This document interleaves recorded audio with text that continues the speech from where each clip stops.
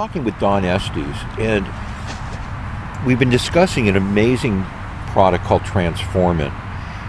And what I'd like for you to do at this point is to explain the basic operating principle, that this is true evidence-based science. This is not hocus pocus.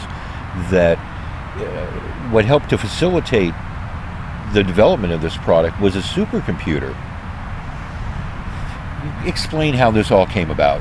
Well, originally the idea was to come up with a process that would help a person transform from whatever state that they were in to their next highest level of order. We have access to this world-class supercomputer, and what we learned from this supercomputer is that everything in reality is partly actualized but partly potential.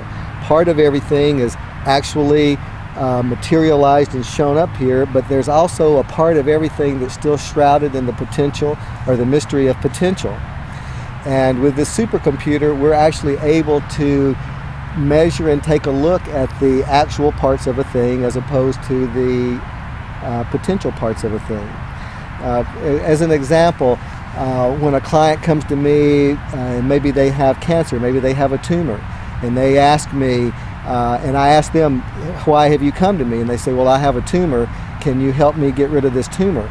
And I will say to them, well, that's the actual part of the problem. You obviously got a problem, and that's the actual part of the problem, but what's the potential part of the problem?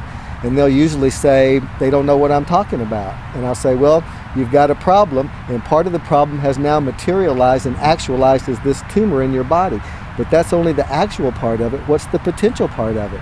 And still many times they'll say, I don't know what you're talking about, because we are so focused on looking at the actual part of things and totally disregarding the potential part of things.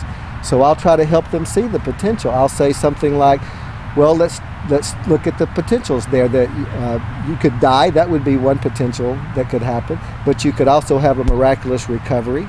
That'd be another potential. You could make a discovery and write a book about it that would heal 1 million other people. That would be another potential of it. So the potential is almost unlimited as to what can happen from the situation that you're in. Everything out there, everything in life is partly actualized and partly potential.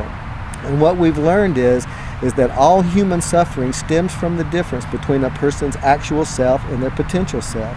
You could almost say that all human suffering stems from the difference between who a person says they are and who they really are. And we can actually measure that now and see the actual part of a thing versus the potential part of a thing. And we know that resolving that difference can usually bring about a release of the tension. The tension, the difference between those two things creates a tension that begins to draw in people and situations and circumstances to try to help resolve that difference.